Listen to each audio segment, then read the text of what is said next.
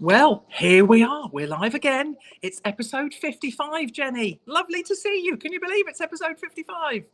50, I know it's gone so quickly, hasn't it? That's the trouble with aging. It goes like that, and you think all of a sudden I'm 55. How did that happen? Congratulations, Renny. Show you're 55. That's amazing. And there's plenty of life in the old show yet. Yes, there's so much more still to come. So we're just as excited as we were on day one, episode one. Yeah, we are, aren't we? I think that's really that has to be said. With we said it in jest, kind of, but not in jest, because actually, we absolutely love doing this show, and we've been chatting behind the scenes with some really interesting guests. Very, very exciting. So watch this. Yes. Okay, so let's make a start then. So my first question for you, Jenny, which is a bit of a topical one, because I went to an event on Sunday all about sustainability and electric vehicles. So I thought I would start with, what are your thoughts or experiences on electric vehicles? So I don't have an electric vehicle yet. I have a hybrid, which is kind of a sort of, does that count as dipping your toe in the water? I think there are people who would say it's no better than ordinary. I think it's a kind of step in the right direction. And I love my hybrid. What I like about it is that I can get, if I drive um e eco-friendly, that's not a word, is it? But if I drive well, then I can get 65, 70 miles per gallon Wow, out of my, which is considerably more. And also, when I am going through towns and things, there's no emissions. So that helps the environment. Every little bit helps, doesn't it? I think that I do know people with electric cars, and I think the technology is moving apace, isn't it? It's developing really quickly. I think there are some things that we need to think about long term in terms of sustainability, because what do you do with the batteries when they're done is an ongoing point of contention, I think. But I think in principle they are great. And also there is also, if you're doing long journeys, you have to plan, don't you? Because you might have to charge in the middle. So it encourages people to have a break when they're driving long journeys, which I think is good for their health, because the roads, there's a lot of road rage. Is it A? Seems to be a lot of very impatient, very cross people about. And I think anything that encourages people to take a break, just chill a bit. You don't have to undertake doing 900 miles an hour to get 3 yards ahead. I've slowed down because there's a message that says there's an obstruction or a queue or whatever. Yeah. So I think there are many. We could have a whole show about driving, couldn't we? Yeah. And a shout out to my eldest daughter-in-law, Ali, who is taking her British driving test today. So, having been driving a very long time in other countries, she is taking her UK driving test today. So we've got everything crossed. Everything crossed. Yes. Yeah, well, like you, I've dipped my toe in the water. I got a new to me car earlier this year, and it's a plug-in hybrid. And I have to say, I think it's brilliant, because most of my journeys are short. So most of my driving is on electric. And in terms of longer distance, so when we drove from Lincoln up to the Lake District in the summer to go camping, we had that knowledge that we wouldn't have to stop if we didn't want to, in terms of having to charge up, because we had the petrol engine to keep us going. I did actually have experience recently of driving a full electric car whilst my car was in having some repairs. And I have to say, I mean, whilst I didn't like the actual car itself that much because, you know, compared to my lovely car, it was just a little box on wheels. You know, there was definitely no bells and whistles, all quite cheaply made. However, the fact of being able to do all the mileage on electric was really good. I'd not had experience of that before, and from going to the event that I went to on Sunday, it seems that the capabilities of charging and charging quickly have got so much better across the country now. You know, I think there's still a way to go, and I think other countries do it much better than us. But the ability to charge in the space of 10 minutes now, perhaps up to 80% or something, is a really good thing. And the capacity of some of the newer vehicles, I heard of an Audi recently that's coming out next year that can probably do about 450 miles on electric. Wow. Which is incredible. So that range, I think, is going to make a big difference for people in terms of whether they're willing to go electric or not. Because if you can do that much range, well, you know, you can go anywhere you need to in the country, and you would definitely need to have a rest on the way anyway if you're doing that much driving. So charging, if you can do that in 10, 20 minutes, it's a bit of a no-brainer, isn't it? So I think it's all going in the right direction. I was able to ask the question at this event on Sunday, what about the batteries? What about the recycling? One of the brilliant things that was the answer is that they're having incredibly good rates of battery life. So the rates of batteries failing are really, really minimal. So the batteries are lasting for a really, really long time. And some manufacturers are actually able to recycle 95% of the batteries. So it goes back to the factory, and 95% of it is reused in producing new batteries. And that was a stat I was really pleased to hear, because I've also been concerned about, you know, all these precious I was going to say ingredients, that's the wrong word, it's not a recipe, but all the precious things, components that have, you know, come from the earth and are finite in terms of availability. It's great to know that the batteries are far more recyclable than I thought they were. So, you know, I think the industry is definitely going in a good direction. So I suspect the next time I get a car, albeit it might be quite a way off because I'll keep this one for a long time, it would probably be fully electric, I should think. You know, particularly if you can do that much mileage. It's really interesting, and we would be really interested in our listeners letting us know what their experience of electric vehicles are, because we're always interested in what your experiences are, and we'd love to hear from you. So I've as ever, I'm going slightly off at a tangent for my first question, because just before we came on air, I had a slight moment because I had lost my laptop. And I put it somewhere. I've been obviously packing, moving around. I've been all over the place last week, and so I had forgotten where I'd put my laptop for safekeeping.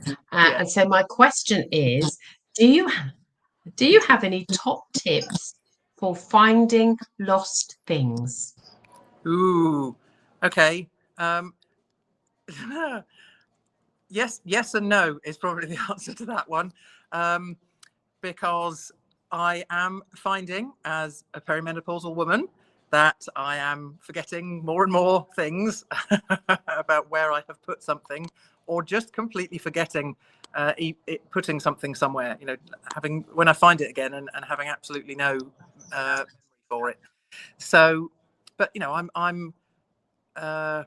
I feel better when I hear my children at 11 and 16 also losing things. Makes me feel slightly better that it's not just me. But I guess the biggest thing for me, and it's what I try and say to the girls, is have for important things, have specific places where you're going to put it.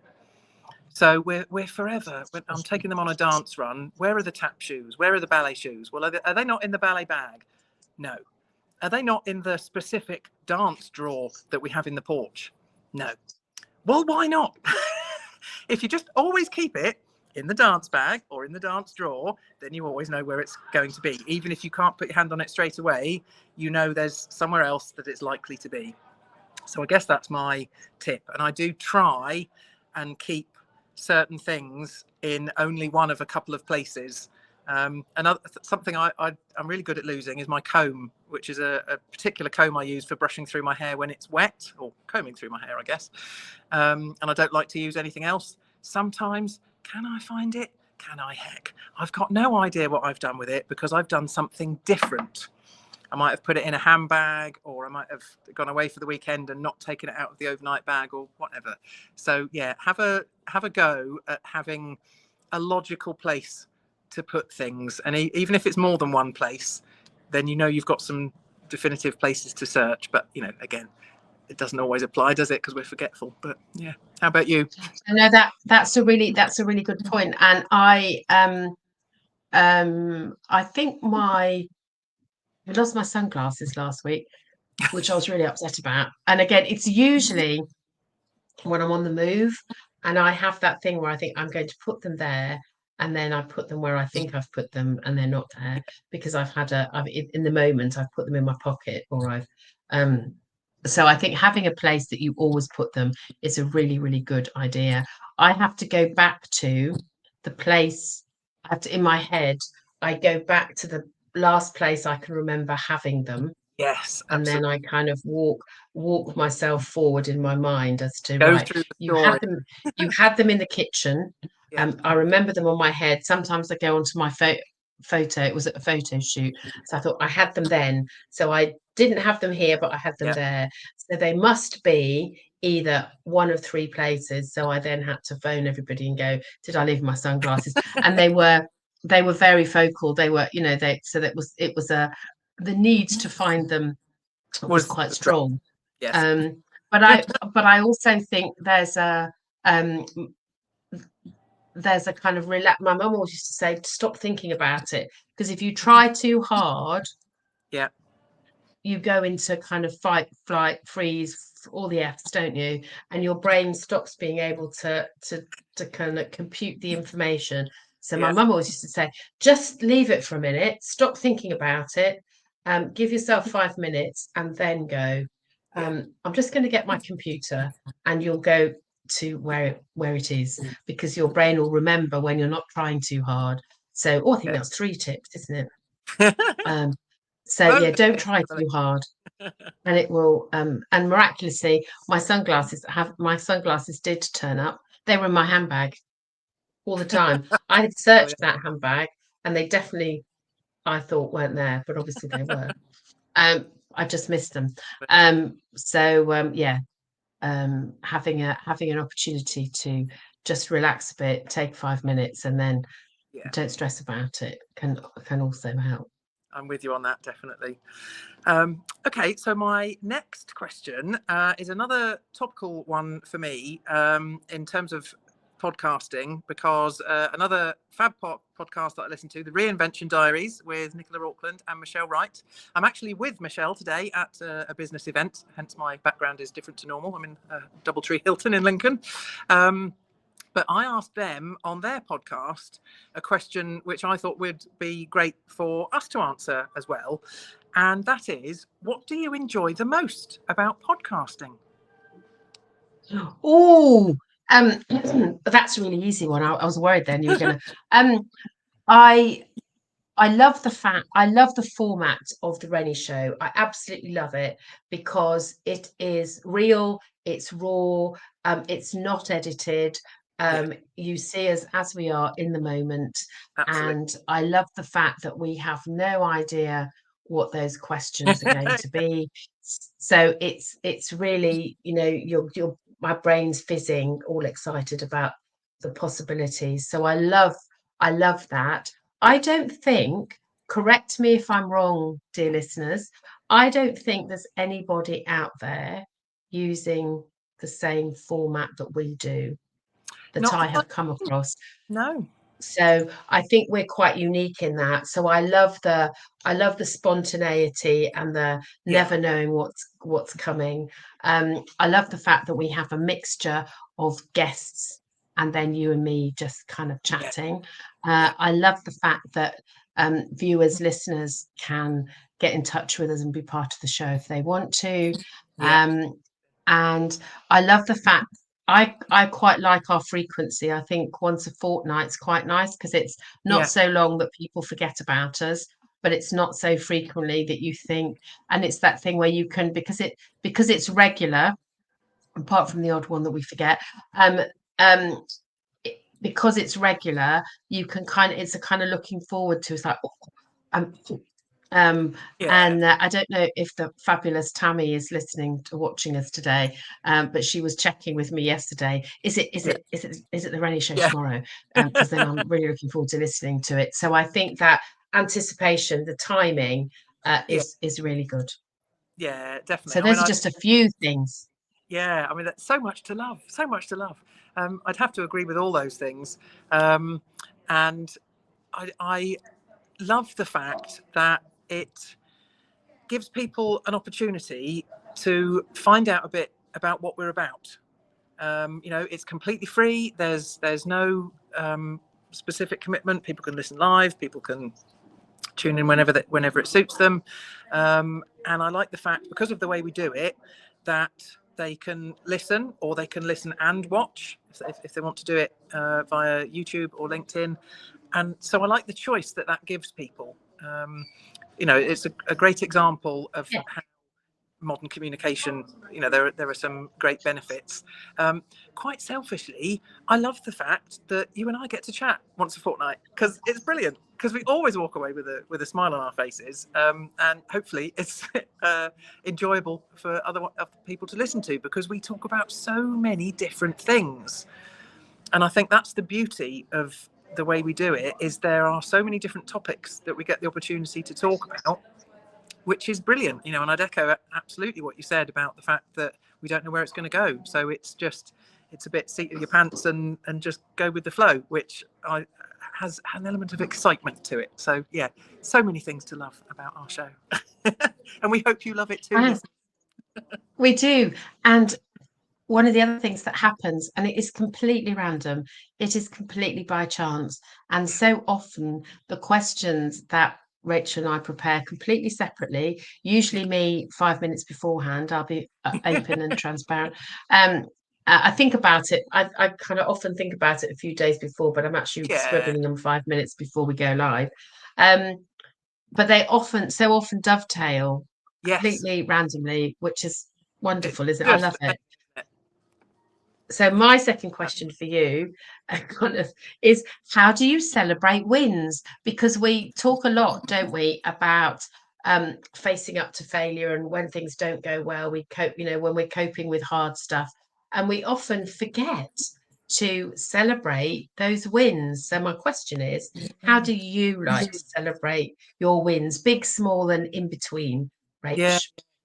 So true, and I'm forever saying to clients and just people in general, anyone that will listen, that celebrating the wins is is really important. I think the first thing is always that I want to tell someone.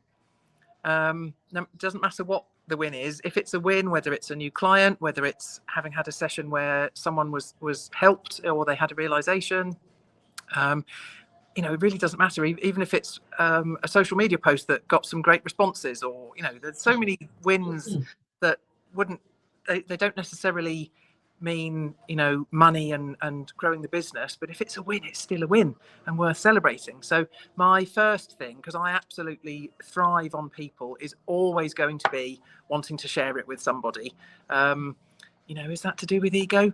Maybe it is a bit, but sharing with someone about a success you've had, and being able to talk about that with them, and it means that you tend to get a bit closer to why you're so happy and grateful that thing has happened, and having those conversations with yourself, or whether it's with someone else, to really understand why you're so happy about that and what it means to you, rather than just ruminating the thought in your own head, I think is really powerful.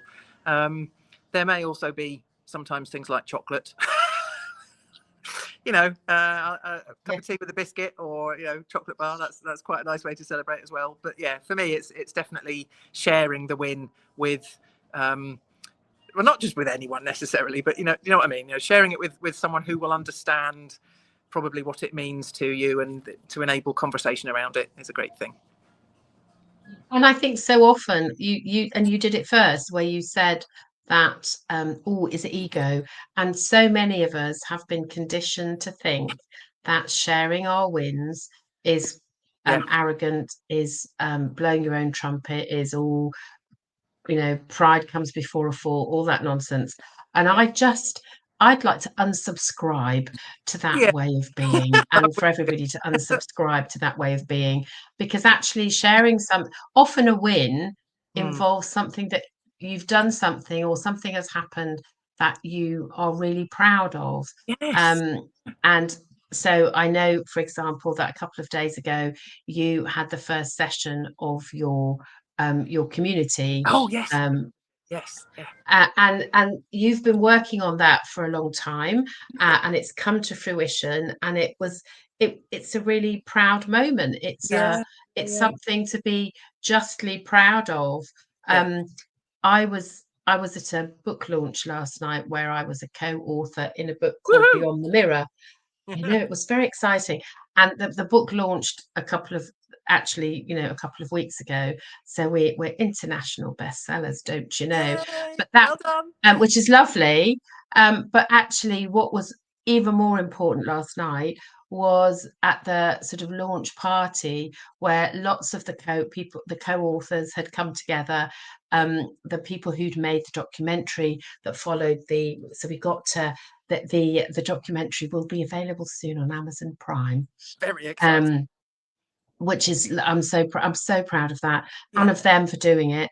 And But it was the celebration, the shared joy of um, being vulnerable and putting yourself out Yeah. there, because it isn't easy No.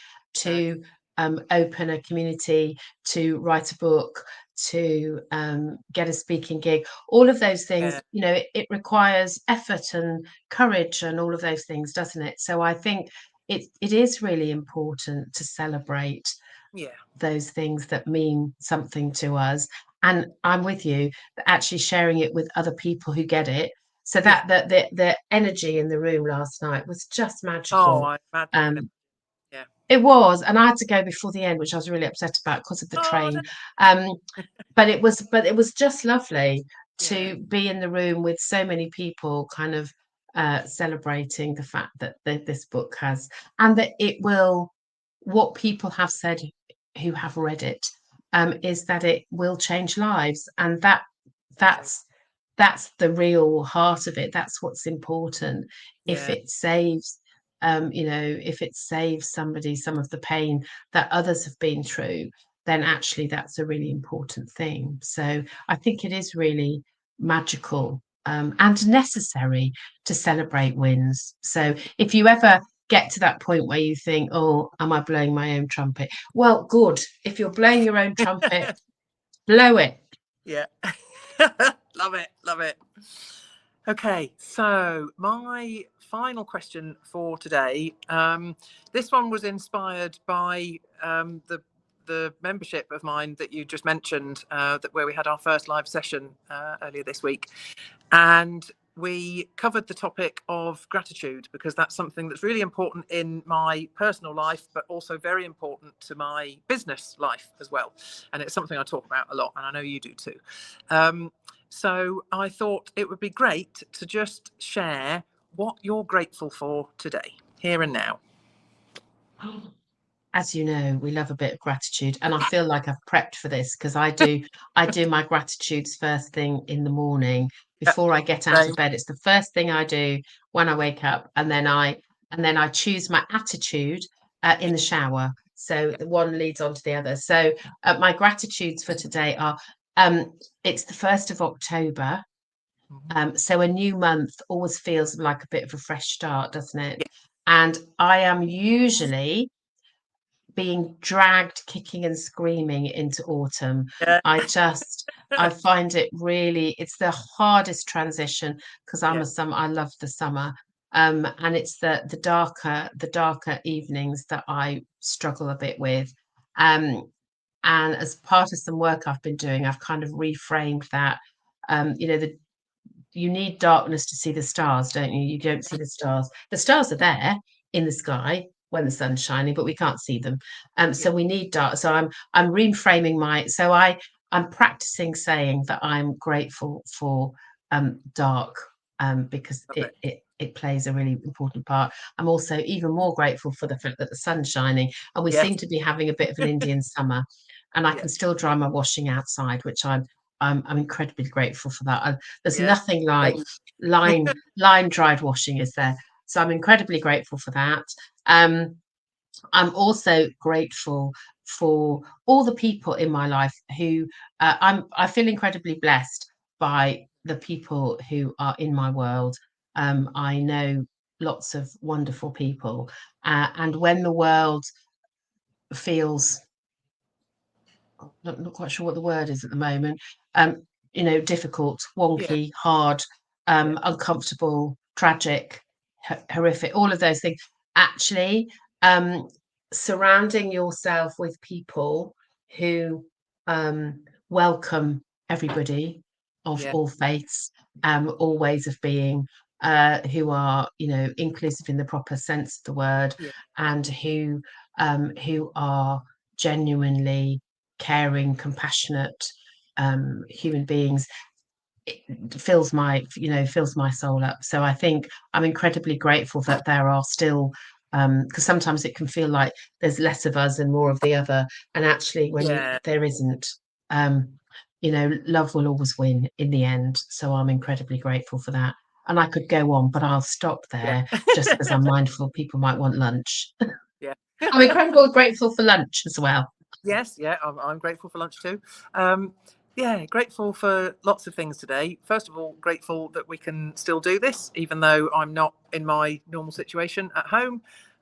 So grateful for the technology that allows this still to happen. Grateful for the fact that we do it at all, for all the reasons we mentioned earlier in the episode.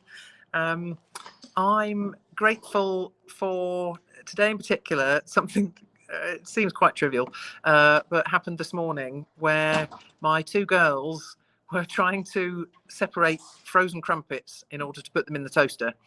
And sometimes that kind of thing would lead to an argument, and it didn't. They worked together, and that was just a really nice thing to see. That's been a lovely thing that seems to be happening more lately, which is quite nice. So I'm very grateful that that's happening at all and happening more. I'm also grateful to have the opportunity to help my husband. He's got an important interview coming up, and he asked for my help in terms of what he's going to talk about, how he's going to present, and all these sorts of things. And I've really enjoyed being involved in that. And I love the fact that we have a relationship where we can do things like that to support each other, which is amazing.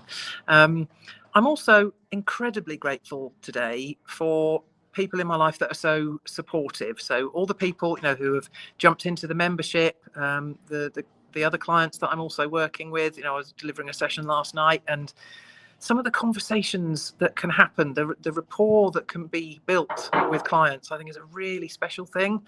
Yeah.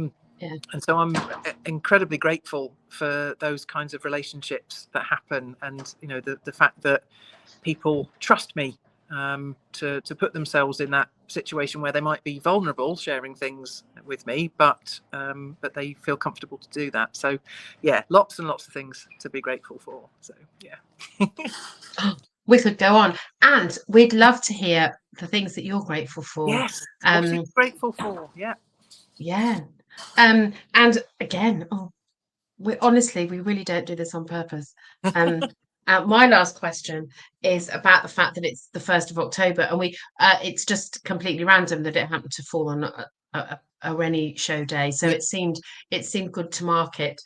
So my last question is, what do you love most about the month of October? Oh, okay. Well, I think it's probably that my youngest, who's 11, still gets really excited about Halloween. She, in September, ordered, she's wanted for a long time, one of these giant spider webs that you hang off the house and put a giant spider on. Well, she saved her pocket money and bought one last month. And Bless her. yeah, I know. She said to me yesterday on the 30th of September, when we put Christmas decorations up, we do it on the 1st of December.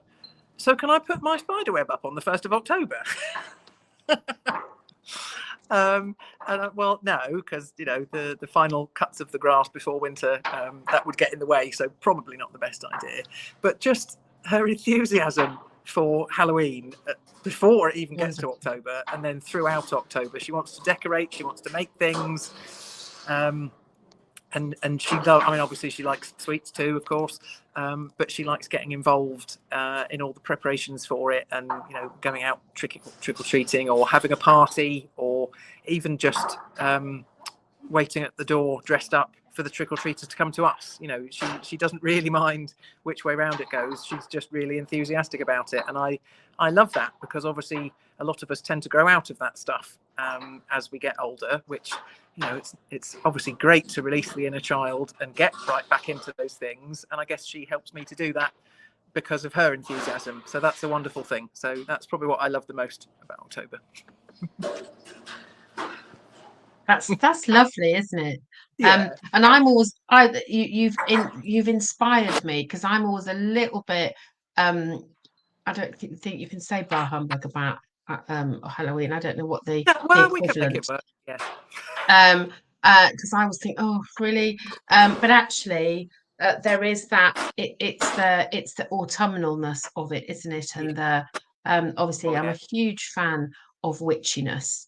Yeah. So I love a bit of witchiness. So I think that would be marvelous. I'm less a fan of spiders, because I keep finding them in my bath, and they're Yes, huge, quite. and I They're enormous. invite them to go away, but they're like hand sized, and I was like, not sure about that. So I prefer them Yeah. on the outside of the house. Yes. But I think what I love most about October is that now I've settled into the fact that autumn is here. Yeah. There's some great recipes, aren't there? So I Oh, love soup.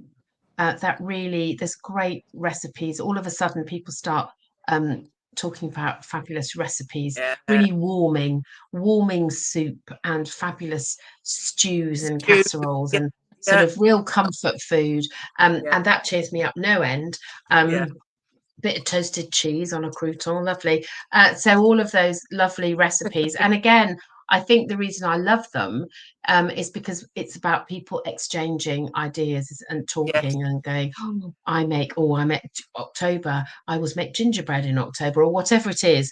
Yeah. And it's that fabulous kind of conversations about things that you can do to kind of Yeah. warm the cockles of your heart when it gets a bit chillier. And there is something about the colours of autumn that I Oh, walked past a beautiful tree colours. yesterday, and Yeah. they're just lovely, aren't they? Blackberries, all of those things, that sort of mellow fruitfulness. Yeah. Um, and somebody, a dear friend of mine, posted today about just that October, that sort of ever so slightly sort of slowing down, just not Yeah. stopping, just a gentle kind of amble. So that mellow, I think that's a lovely word for October, mellow.